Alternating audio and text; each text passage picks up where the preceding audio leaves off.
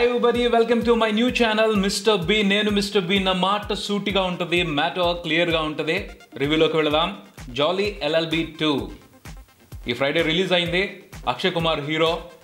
జాలీ LLB సినిమాకి sequel అంటే ఆ కథ కంటిన్యూ అవ్వలేదు, కొత్త కథతో వచ్చారు. ఈ సినిమా ఇండియన్ ఆడియన్స్ని ఏ రకంగా మెప్పించిందో మన సమీక్షలో చూద్దాం. సినిమా కథ విషయానికి వస్తే జాలీ ఎల్ఎల్బి చూసిన వాళ్ళకి ఓ ఐడియా ఉంటుంది సినిమాలో కథ ఎలా నడుచుద్ది అని. ఓ హీరో ఉంటాడు, ఆస్పైరింగ్ లాయర్, అవకాశాలు దొరకవు, చిన్న అవకాశాలతో నెట్టుకుంటూ వస్తూ ఉంటాడు.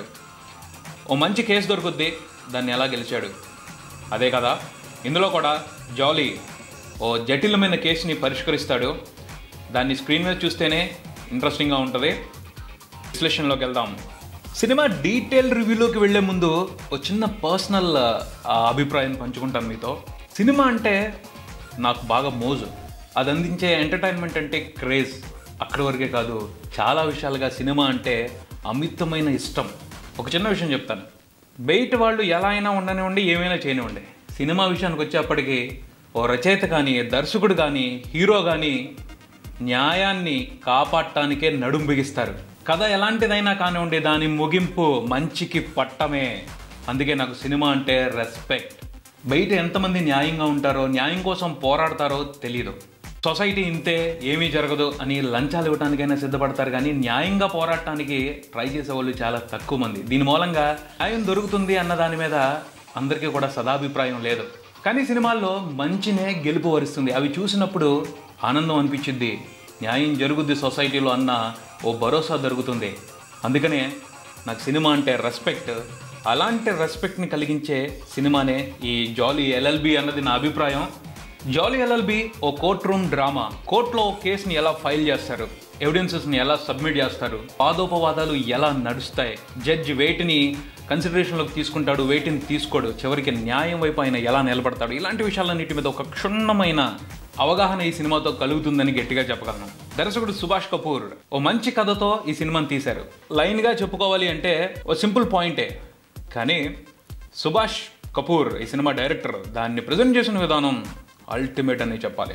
అక్షయ్ కుమార్ ఓ పెద్ద యాక్షన్ హీరో. ఈ సినిమాలో ఒక్క ఫైట్ కూడా చేయడు. న్యాయం కోసం నిజమైన లాయర్లా ఫైట్ చేస్తాడు, గెలుస్తాడు. ఫ్రాంక్గా చెప్పాలి అంటే ఈ సినిమాలో కథనమే హీరో.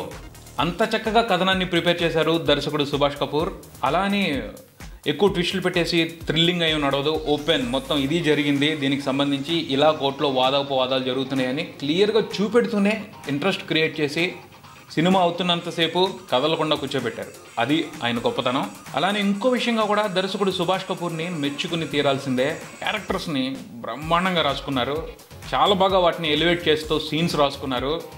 ఒక 4 క్యారెక్టర్లని మనం మర్చిపోలేం, గుర్తుపెట్టుకుంటాం, అంత బాగుంది. వాళ్ళందరూ కూడా సూపర్గా యాక్ట్ చేశారు. అక్షయ్ కుమార్, సౌరభ్ శుక్లా, అను కపూర్, హుమా ఖురేషి, నలుగురు కూడా ఎక్స్ట్రాడినరీ పెర్ఫార్మెన్స్ ఇచ్చారు. ముఖ్యంగా నాకైతే పిచ్చిగా నచ్చేశారు అను కపూర్, సౌరభ్ శుక్లా.